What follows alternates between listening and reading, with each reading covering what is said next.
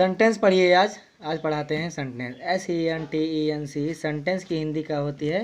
वाक्य। सेंटेंस की हिंदी क्या होती है? वाक्य। अब सेंटेंस किसे कहते हैं? इसकी डिफिनेशन क्या?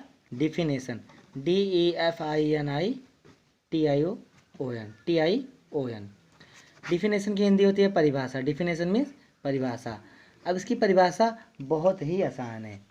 चाहे a sentence is a group of word which make complete sense is called sentence, या ऐसे कह दो a group of words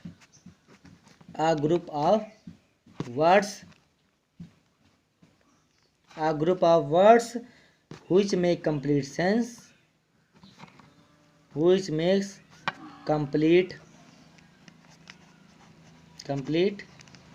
sense is called sentence। ठीक है, मतलब शब्दों का वह समूह जो पूर्ण भाव प्रकट करते हैं। क्या? शब्दों का वह समूह जो पूर्ण भाव प्रकट करते हैं उसे वाक्य कहते हैं। जो पूर्ण भाव, सेंस मीन्स होता है भाव, कंप्लीट माने पूर्ण, जो पूर्ण भाव प्रकट करते हैं उसे वाक्य कहते हैं। और उसके बाद सेंटेंस ये हो गया सेंटेंस। सेंटेंस के जो काइंड्स होते हैं, ये टाइप्स होते हैं, वो आपके 5 प्रकार होते हैं। कितने? 5 प्रकार। और जो पार्ट होते हैं वो होते हैं 2 प्रकार। तो यही बताने जा रहे हैं आगे अगले पेज में। ठीक है, तो सबसे पहले काइंड्स ऑफ सेंटेंस।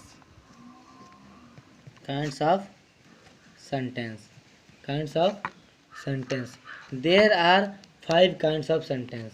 पहला है आपका इक्का, दुक्का, तिक्का, चौका, पच्चा। पहला है असर्टिव सेंटेंस। क्या? Assertive sentence. असर्टिव में आपका 2 प्रकार का होता है। पहला होता है अफर्मेटिव को पॉजिटिव भी कहते हैं। ठीक है, और इसको डिक्लेरेटिव। और उसके बाद दूसरा है निगेटिव। कौन सा? Negative sentence. आपको नकल करना है एटिव, इसका टिव है। तो टिव चाहे एटिव। तो ध्यान रखना असर्टिव में आपके 2 टाइप के सेंटेंस होते हैं, अफर्मेटिव और निगेटिव सेंटेंस। उसके बाद है इंट्रोगेटिव, INTERROGATIV, इंट्रोगेटिव सेंटेंस। इसमें भी yes no टाइप के हैं इंट्रोगेटिव सेंटेंस। उसके बाद imperative sentence, IMPRATIV, imperative sentence. टिव नकल करे जाइए बस, इम्परेटिव सेंटेंस। उसके बाद ऑप्टेटिव, OPTATIV,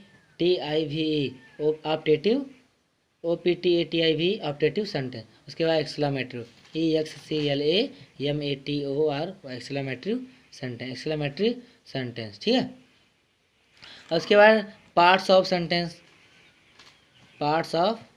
सेंटेंस। इसके 2 प्रकार। पहला, दूसरा। कौन कौन जानते हो? सब्जेक्ट और प्रेडिकेट। PREDICAT, सब्जेक्ट और predicate. SEBJECT, subject and predicates. Subject की हिंदी कर्ता या उद्देश्य। इसका प्रेडिकेट मतलब विधेय। अब पूछा जाता है सब्जेक्ट किसे कहते हैं? वाक्य का वह भाग जिसके बारे में, जैसे हो गया Ram is going to home. अब राम आपका क्या हो गया? कह देगा ना कि सब्जेक्ट को गोला लगाओ। यह राम हो गया आपका सब्जेक्ट, और बाकी सब हो गया आपका अंडरलाइन पे प्रेडिकेट। ठीक है, तो वाक्य का वह भाग जिसके बारे में कुछ कहा जाता है, सेंटेंस का वह पार्ट जिसके अबाउट हिमसेल्फ, जिसके बारे में कुछ कहा जाता है, उसे सब्जेक्ट कहते हैं। और बाकी जो सब्जेक्ट को छोड़कर जिस शेष भाग होता है उसे प्रेडिकेट कहते हैं। ये हो गया आपका सेंटेंस। हमेशा याद रखना। जय हिंद दोस्तों।